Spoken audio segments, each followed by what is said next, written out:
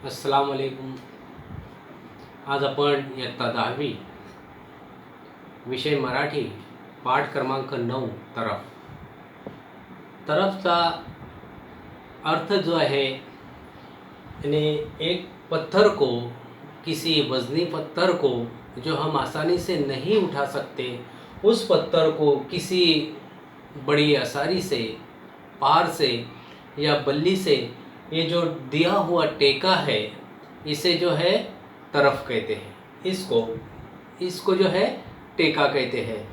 और इस तरफ के, इस पाठ के लेखक जो है सुरेश मथुरे यांचा परिचय पाहू आता आपण. कवी, कथाकार, विज्ञान लेखक, ललित गद्य लेखक. त्यांचा चंद्रकांत राजाची कन्या हा ललित लेखसंग्रह, कॅक्टस विला, विश्वकर्म्याचं विश्व हे गाजलेलं कथासंग्रह, ज्ञानवृक्षाच्या पारंब्या, विज्ञानाचे वाटाडे ही विज्ञानविषयक पुस्तके प्रकाशित आहेत. प्रस्तुत पाठात आर्किमिडीज या शास्त्रज्ञाच्या आयुष्यातील बालपणीच्या विविध प्रसंगातून त्यांची निरीक्षण शक्ती, जिज्ञासा आणि तार्किक विचारक्षमता यांचा प्रत्यय येतो.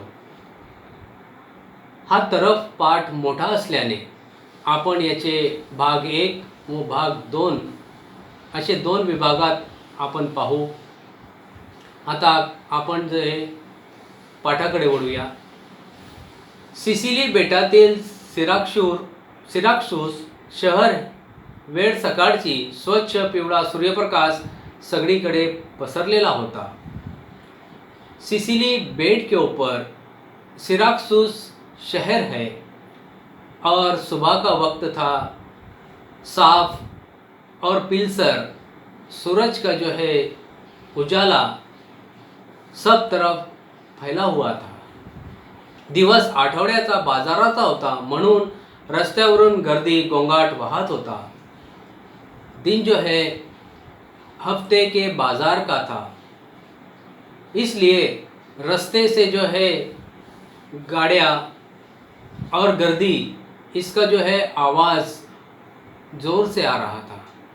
हिरव्यागार द्राक्षांच्या गासोड्या भरून बैलगाड्या बाजाराकडे जात होत्या. हिरव्यागार, हरेगार. हरे द्राक्षे बोले तो अंगूर और गासोड़े बोले तो पोटलियाँ. यानी हरेगार अंगूरों के पोटलियाँ लेकर बैलगाड़ी बाजार की ओर जा रही थी. काही बैलगाड्यांमधून ऑलिव्ह फळांचे ढिगारे, हिरव्या पालेभाज्या आणि बाजारात विकण्याचे इतर जिन्नस जात होते. और कुछ बैलगाड़ियों में ऑलिव फल के ढिगार, उसी के साथ हरे पाली भाजी और बेचने के बहुत सारे सामान जो है बैलगाड़ियाँ बाजार की ओर लेके जा रही थी. जाणाऱ्यांची एकच घाईगर्दी उसळली होती. सिराक्सूस शहरातील तो मुख्य चौक गर्दीने नुसता फुलून निघाला होता और जाने वालों की निस्ती गर्दी ही मची हुई थी. उसी के साथ सिराक्सूस शहर के अंदर का जो मुख्य मेन चौक जो था वो गर्दी से भरा हुआ था. चौकाभोवती जुनाट घरे मात्र स्वच्छ सूर्यप्रकाशात चकाकत होती. और उस चौक के अंदर जो जूने घर थे वो सूरज की किरणों से, रोशनी से वो चमक रहे थे. वर निळे आकाश, पिवळ्या प्रकाशात उजळून निघालेली घरे आणि त्या घरांच्या मातीवर पडलेल्या काळ्या सावल्या, यामुळे ते दृश्य फार मजेशीर दिसत होते. और नीले आसमान से जो सूरज की किरण, पिलसर किरण जो आ रही थी, उससे जो जूने घर थे वो घर जो है मिट्टी के थे और उस पर जो एक काली सावली यानी काली छाया जो गिर रही थी, उससे वो जो है दृश्य, वो नज़ारा बहुत ही खूबसूरत नज़र आ रहा था. काही काही घरांच्या धुराड्यातून धूर वळणे, अळवळणे घेत घेत वर चढत होता. और धुराड़्यातून, धुराड़ा बोले तो जहाँ से धुआं निकलता है। पहले मिट्टी के घर होने की वजह से छत के ऊपर गोल चौकोन राउंड कर कर किचन के अंदर से जो धुआं निकलता था उसे धुराड़ा कहते हैं। और आज तो हम जो है किचन के बाजू से डक निकालते हैं, डक में से हवा जाती भी है और रोशनी भी आती है। मगर अभी का और पहले का बहुत ही फासला है। पहले गैस नहीं हुआ करते थे, धुआं होता था, इसलिए जो है छत पर एक होल सुराख कर कर वहाँ से धुआं बाहर छोड़ा जाता था।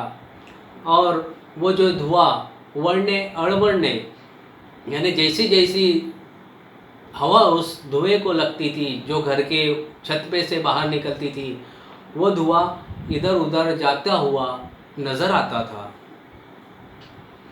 कोपऱ्यावरच्या एका जुना घरापुढच्या बागेतल्या एक बाकावर एक छोटासा मुलगा मांडी घालून काहीतरी वाचत होता। और कोपरे के एक जुने घर के पास का जो बगीचा है, उस बगीचे के टेबल पर एक छोटा लड़का मांडी मारकर वहाँ पर कुछ तो भी पढ़ रहा था। कागदावर मध्येच आकृती काढून आणि त्या आकृतीकडे टक लावून पाहत तो वेड्यासारखा बसला होता। और एक कागज़ के ऊपर एक आकृति निकालकर वह उस आकृति के ऊपर टक लगा के एक जैसा एक नज़र से देखते हुए बैठा हुआ नज़र आ रहा था। इतक्यात त्याच्यासमोर कुणीतरी उभे राहिले और इतने में ही उस बच्चे के सामने कोई खड़ा हुआ नज़र आया। त्यासरशी त्या मुलाने नजरेपुढचा कागद चोळामोळा करून खिशात घातला। और उतने में ही त्यासरशी बोले तो इतने में ही उस बच्चे ने अपने जो नज़रों के सामने कागज़ था, जो देख रहा था उसे वो कागज़ चोला मोला कर कर अपने खिसे में डाल लिया। मान खाली करून तो स्तब्ध उभा राहिला और गर्दन नीचे कर कर वो एकदम शांत खड़ा रह गया। शा तुला कैक वेळा सांगितले की हे कागदावर गिचिड-मिचिड करणे बस झाले। शा तुझे कितने बार कहा कि एक कागज़ के ऊपर गिचिड़ मिचिड़ यानी बारीक अक्षर जो किसी को नहीं पढ़ते आए